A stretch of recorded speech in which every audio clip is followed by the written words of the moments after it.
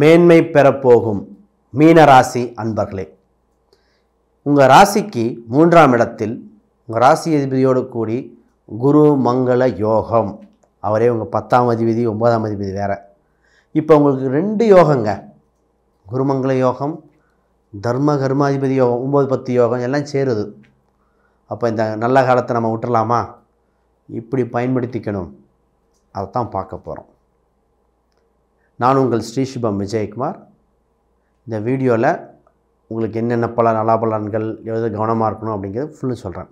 பொதுவாக இந்த ராசிக்கு பார்த்திங்கன்னா, உங்கள் ராசிக்கு 7இல் கேது, உங்கள் ராசியில் ராகு இருந்து பல மன உளைச்சல்கள், எடுத்த குழப்பங்கள், திருப்பி சிந்திக்கிறது. ஃபஸ்ட்டு தூக்கமே நிறைய பேர்த்துக்கு பிரச்சனை. இதில் கணவன் மனைவி சின்ன சண்டை சச்சரவுகள் இருந்தது. சரி, ஒரு முடிவுக்கே வரல, எப்போ பார்த்தாலும் ஒரு குழப்பந்தான். நடந்த விஷயம் ரிப்பீட் ஆனது, இது மாதிரி பல நெகட்டிவாக நடந்தது. அதெல்லாம் இப்போ என்ன பண்ணுதுன்னா, உங்கள் ராசி அதிபதிக்கு சப்போர்ட்டான நட்பு கிரகம் கூட வந்தனால பொருளாதார ரீதியாக வளர்ச்சி, மனத்தில் தைரியம், ஆரோக்கியம் வந்தாச்சு. முதல்ல உங்கள் 2ஆம் அதிபதியோட குரு சேர்னால குடும்பம் சம்பந்தப்பட்டதில் வளர்ச்சி, பொருளாதார விருத்தி, குடும்பத்தில் புது உறவுகள் வருகிற காலகட்டம். புது குழந்தை வகையா, திருமண வகையான்னு விளக்கமாக பார்ப்போம். ஆக மொத்தம் உங்கள்கிட்ட பண இருப்பு இருக்கிற காலகட்டம். முதல்லாம் பார்த்திங்கன்னா, வாங்கின சம்பளம் கடன் அடைக்கவே சரியாக இருந்தது. இஎம்ஐ மாறி கட்டி யாருக்கோ உழைச்சிட்டு இருந்தீங்க. ஏன்டா வேலைக்கு போகிறோம், ஏன் கடன் வாங்கணுங்கிற தொந்தரவில் இருந்ததெல்லாம் ஒரு விடிவு காலம் வருகிற கால சூழ்நிலை கரெக்டாக பயன்படுத்திக்கணும். ஒரு சிறு பெரும் தொகை வரையும் அதை இந்த கடன் சம்மந்தப்பட்டதை அடைச்சி வெளியே வந்துடணும். இந்த நேரத்தில் பார்த்து பெரிய பொருள் வாங்குகிறேன், அதில் இன்வெஸ்ட் பண்ணுறேன் அப்படின்னு எக்ஸ்ட்ரா ஒரு சில கடன் இல்லாதவங்க மட்டும்தான் பண்ணணும். கடன் இல்லாதவங்க மட்டும்தான் பண்ணணும். திருப்பின்னு சொல்கிறேன். உங்களுக்கு கமிஷன் வகையில் ஆரம், இன்சென்டிவ் வகையில் ஆதாயம், உங்களுக்கு வர வேண்டிய பணம், கொடுத்த பணம் வந்து சேரும், தர வேண்டிய பணத்துக்கு தகுந்த ஒரு ரிசோர்ஸ் ரெடியாக போகுது. அப்போ பொருளாதார விருத்தி. குடும்பத்தில் பார்த்திங்கன்னா, யாரோ ஒருத்தன் அண்ணன் தம்பி இல்லை தங்கை உறவுகளை இல்லை அப்பா இல்லை பெற்றோர் யாரோ ஒருத்தருங்க பண உதவி செஞ்சு உங்களை அடுத்த நிலைக்கு கொண்டு போகிறார். திருமணம் சம்பந்தப்பட்டது இதுதான் இந்த ஜாதகத்துக்கு, இந்த ராசிக்கு, மீனராசிக்கு ஒரு முடிவே வராமல் இருக்குது. ராசியில் ராகு, 7இல் கேது. ஜாதக ரீதியாக ராகு கேதுனா கூட இந்த கோச்சாரத்தில் ராகு கேது தொந்தரவு பெருந்தொந்தரவாக இருக்குது. பேச்சுவார்த்தை பேசுகிறோம் திருப்பி அதே நிலையில் தான் நிற்கிது. ஜாதகம் ஒரு ஜோசியர் இருக்குங்கிறாங்க, இன்னொருத்தர் இல்லைன்ட்டாங்க. இந்த பிரச்சனை வேறு இப்போ புதுசாக. அதில் கேட்டால் கேரளாவில் பார்த்தோன்ட்டாங்க. கேரளா ஜோதிட முறை வேறையாக இருக்குது. நம்ம அது எப்படின்னு தெரில. உங்களுக்கு இந்த பிரச்சனை வேறு புதுசாக ஆரம்பிச்சிருக்கு இந்த ராசிக்கு. மற்ற ராசிக்காரங்க கம்ப்ளைண்ட் கூட அது மாதிரி வரல, இந்த ராசிக்கு அதுதான் சொல்லிகிட்டு இருக்காங்க. அது உங்கள் நேரம் காலம் அப்படின்னு நினச்சிக்கங்க. இப்போ அது மாறுதல் வந்தாச்சு. ஏன்னா கல்யாணத்தை கொடுக்குற மங்களகாரணம் குரு அப்படிங்கிற சுபிச்ச கிரகம் உங்கள் 7ஆம் இடத்தை சேர்ந்து பார்க்கறனால ஒரு முடிவுக்கு வந்து திருமண யோகம் வரக்கூடிய காலகட்டம் வந்தாச்சு.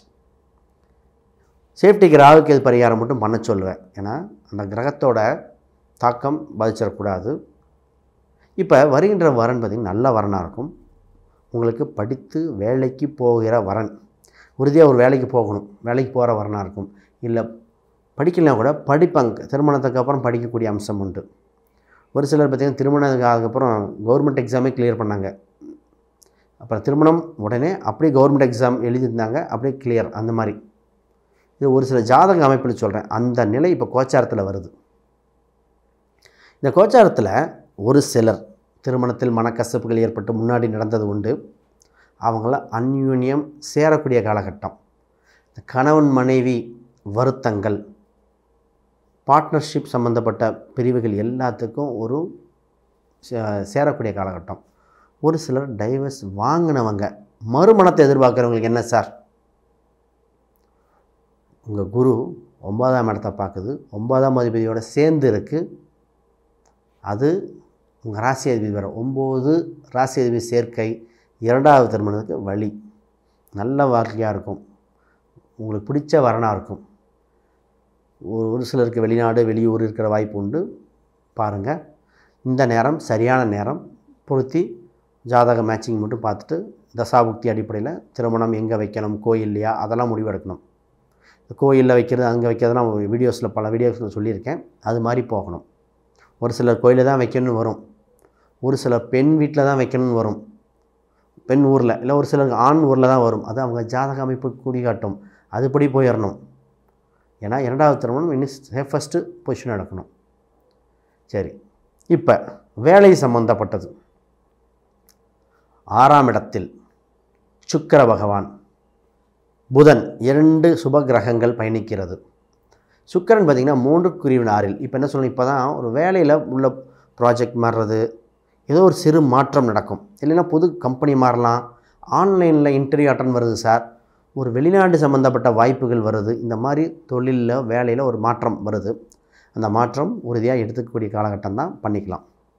இப்போ என்ன கேட்பாங்கன்னா, சார் ஒரு வீட்டை விற்றுட்டு இல்லை ஒரு இடம் சம்மந்தப்பட்ட கொடுத்துட்டு கடன் அடைக்கலாமா? கடன் அடைக்கக்கூடிய காலகட்டம். அதாவது ஒரு பொருளாதாரத்தை கொடுத்துட்டு கடன் அடைக்கலாம், மீதி பணத்தில் வேறு பக்கம் வாங்கி வைக்கலாம். ஃபஸ்ட்டு கடன் தான். இப்போ கடன் அடைத்து வெளியே அடுத்தது பொருளாதாரத்தை விருத்தி பண்ணக்கூடியது. புது வண்டி வாகனம் அமைப்பு உண்டு, வாங்கலாம். இந்த ஜாதகத்துக்கு புது வண்டி வாகனங்கள் வாங்குகிற காலகட்டம் தான். ரொம்ப சொகுசாக வாங்க வேண்டாம். இந்த காலகட்டத்தில் ரொம்ப சொகுசு அதுதான் ஆசைப்படும் மனசு, திருப்பி கடன் மாட்டிக்குவீங்க. அதனால் சொகுசு சம்மந்தப்பட்டது ஒரு சில லக்ன அடிப்படையில் பார்த்து தான் வாங்கணும்.